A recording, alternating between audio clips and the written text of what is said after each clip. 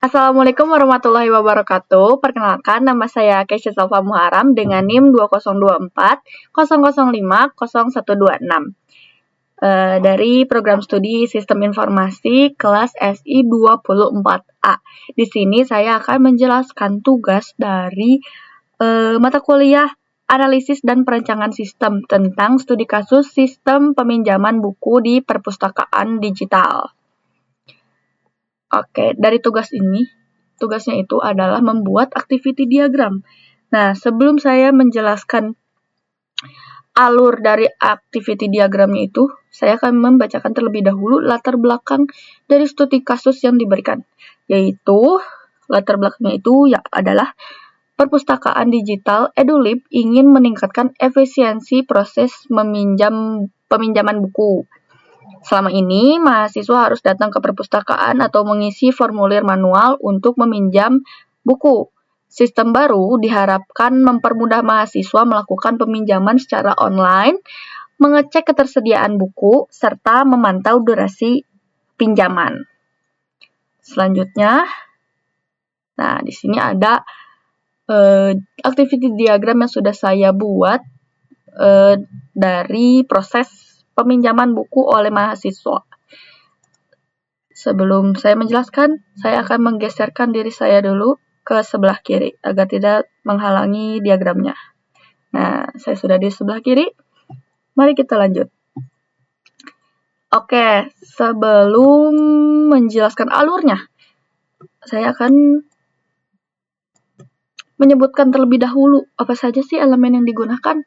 Nah, di sini elemen-elemennya itu ada yang kotak ini, seperti tabel. Seperti tabel ini nih. Nah, teman-teman, seperti tabel ini, itu namanya adalah swimlane. Swimlane ini adalah bagian visual pada activity diagram yang mengelompokkan aktivitas berdasarkan aktor yang akan melakukan prosesnya. Nah, seperti ini. Ini adalah proses yang dilakukan oleh mahasiswa, ini dilakukan oleh sistem, seperti itu.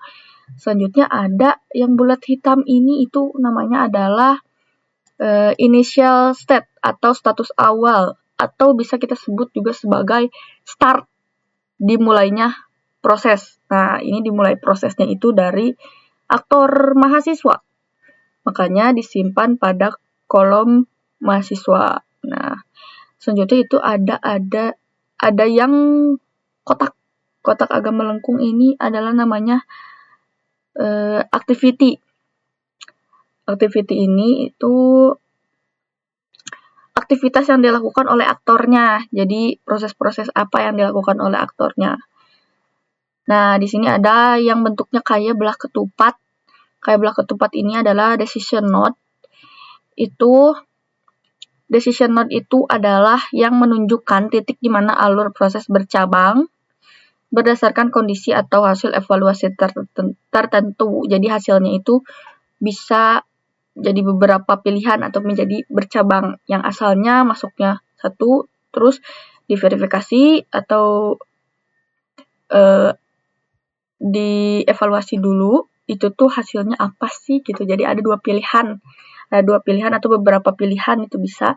Nah, di sini ada dua pilihan, jadi akan bercabang menjadi dua, yaitu terverifikasi atau tidak terverifikasi. Nah, selanjutnya ada elemen fork. Elemen fork ini adalah titik di mana alur proses tunggal, yang sendiri ini, dipecah menjadi beberapa alur proses yang berjalan secara bersamaan atau paralel. Nih, kayak gini. Masuknya satu, keluarnya dua, tapi dia prosesnya akan bersamaan, dilakukannya secara bersamaan. Lalu di sini ada join itu kebalikan dari fork. Kalau fork itu kan masuknya satu, keluarnya dua. Kalau misalkan join itu masuknya dua atau beberapa gitu, lebih dari dua juga bisa, keluarnya nanti bakalan jadi satu. Jadi join itu adalah titik di mana alur proses paralel atau yang tadi prosesnya bersamaan itu bertemu kembali menjadi satu jalur tunggal, menjadi satu jalur saja, seperti itu. Oke, kita lanjutkan ke Oh, ini ada 3 aktor. Nah, ini adalah aktor-aktornya, teman-teman. Di sini ada 3 aktor, yaitu mahasiswa, admin, dan sistem. Nah, proses ini dimulai oleh aktor mahasiswa, makanya initial state-nya itu ada di kolomnya mahasiswa. Lalu mahasiswa ini melakukan login ke sistem. Login ke sistem, set, di sistem divalidasilah akunnya. Otomatis dia akan mengecek username, password, dan sebagainya. Apakah mahasiswa ini mempunyai akun atau tidak? Nah, akan divalidasi oleh sistem. Nah, terverifikasi atau tidak? Ini dilakukan oleh decision node pada aktor sistem. Ada 2 pilihan, itu terverifikasi atau tidak terverifikasi. Kalau akunnya terverifikasi, dia akan melanjutkan prosesnya ke bawah ini, mencari buku. Tapi kalau tidak terverifikasi, dia akan kembali ke proses sebelumnya, yaitu login. Login lagi. Jadi si mahasiswa ini harus melakukan login sampai si akunnya benar, sampai bisa terverifikasi seperti itu. Jadi kembali lagi ke proses sebelumnya. Kita anggap saja akunnya sudah terverifikasi. Nah, kalau sudah terverifikasi kan kita lanjut ke proses selanjutnya, yaitu mahasiswa ini mencari buku. Setelah mahasiswa ini mencari buku, sistem akan menampilkan daftar hasil pencarian dari yang dicari oleh aktor mahasiswa ini. Setelah sistem menampilkan daftar pencariannya, itu mahasiswa bisa memilih salah satu buku. Setelah mahasiswa memilih salah satu buku dari daftar pencarian yang ditampilkan oleh sistem, itu sistem akan mengecek ketersediaan buku yang dipilih oleh mahasiswa. Setelah pengecekan ini, akan ada decision node lagi, karena ada 2 pilihan. Buku itu tersedia atau tidak tersedia, makanya kita menggunakan decision node di sini. Nah, sistem ini kan mengecek ketersediaan buku. Itu pilihannya ada tersedia dan atau tidak tersedia. Nah, kalau misalkan tersedia, mahasiswa ini bisa langsung lanjut ke proses mengajukan peminjaman. Kalau tidak tersedia, sistem akan menampilkan pesan atau notifikasi bahwa buku itu tidak tersedia, seperti ini. Setelah itu, sistem akan kembali ke proses sebelumnya agar mahasiswa bisa memilih buku yang lainnya. Karena yang tadi kan tidak tersedia, jadi mahasiswanya bisa mencari yang lain gitu. Nah, kalau sudah tersedia, kalau misalkan buku yang dicari yang awal itu kata sistem tuh sudah tersedia nih, ada nih bukunya, baru dilanjutkan si mahasiswa ini mengajukan pinjaman. Setelah mengajukan pinjaman, sistem akan mencatat transaksi peminjaman dan mengirim notifikasi email secara bersamaan. Makanya kita menggunakan elemen for karena prosesnya itu dilakukan secara bersamaan. Seperti itu. Setelah si 2 proses ini dilakukan secara bersamaan, maka selanjutnya itu harus ada join untuk mengakhiri si proses itu. Jadi, kalau misalkan ada for, pasti ada join, seperti itu. Jadi, prosesnya itu sudah selesai apabila si sistem ini sudah mencatat transaksi peminjaman dan mengirim notifikasi email, lalu melakukan join dan mengakhiri prosesnya, proses peminjaman oleh mahasiswa ini. Nah, seperti itu. Lalu selanjutnya ada yang dilakukan oleh admin. Oh iya guys, yang di bawah ini,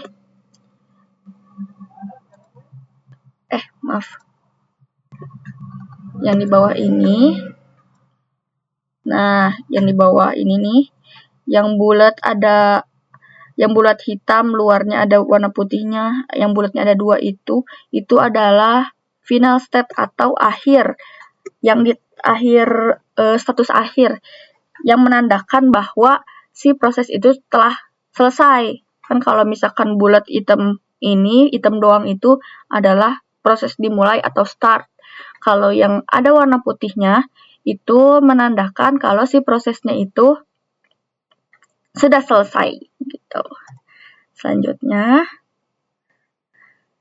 ada activity diagram dari admin untuk mengelola buku. Nah, makanya di mahasiswa ini kosong karena yang dilakukannya hanya oleh admin. Teman-teman maaf ya ininya agak mengganggu, bawahnya kita kecilin dulu. Oke, sudah kecil. Mari kita lanjutkan. Nah, ini kan dilakukannya oleh admin dan sistem. Nah, di sini initial node-nya dimulai dari admin karena prosesnya dimulainya dari admin. Nah, admin ini memulai dengan login lagi sistem karena kan admin juga pasti punya akunnya, guys. Jadi admin ini akan login ke sistem. Lalu sistem akan memverifikasi data admin. Nah, apakah dia betul admin, datanya ada atau tidak ada. Nah, selanjutnya data admin itu terverifikasi atau tidak terverifikasi. Apabila terverifikasi, dia akan melanjutkan prosesnya. Apabila tidak terverifikasi, dia akan kembali ke proses sebelumnya. Nah, di sini kita anggap saja sudah terverifikasi. Jadi, sistem ini akan langsung ke proses selanjutnya, yaitu yang dilakukan oleh admin, yaitu admin bisa memilih menu kelola buku. Jadi, admin ini bisa mengelola buku seperti itu. Lalu, kemudian admin ini kemudian ada, nah di sini ada decision node yang mewakili si aksi admin ini. Jadi pilihan tindakan selanjutnya setelah dia memilih menu kelola buku itu akan melakukan apa adminnya itu. Nah, adminnya itu bisa melakukan untuk menambah buku baru atau mengubah data buku atau menghapus buku. Nah, admin ini bisa memilih salah satu dari ini. Nah, bisa memilih salah satu dari ini. Tapi tidak bisa dilakukan secara bersamaan. Seperti itu. Jadi, adminnya hanya bisa memilih ini saja. Ketiga ini saja dipilih salah satu. Setelah itu, penyimpanannya data yang berubah itu akan disimpan oleh sistem. Menyimpan perubahan data. Berarti data-data yang sudah diubah oleh admin, yang sudah dikelola oleh admin, seperti menambahkan buku baru, mengubah data buku, menghapus buku, itu akan disimpan oleh sistem. Lalu dari sistem itu akan dilakukan memperbarui daftar buku di database. Jadi sistemnya ini juga akan memperbarui database-nya, daftar buku yang ada di database-nya itu. Setelah itu prosesnya selesai menggunakan final state atau end atau status akhir. Jadi prosesnya sudah selesai yang dilakukan oleh adminnya. Nah, ini adalah proses bagaimana admin mengelola buku menggunakan dari gambaran activity diagram seperti itu. Sekian dari saya. Terima kasih banyak. Mohon maaf apabila ada kesalahan kata. Wassalamualaikum warahmatullahi wabarakatuh.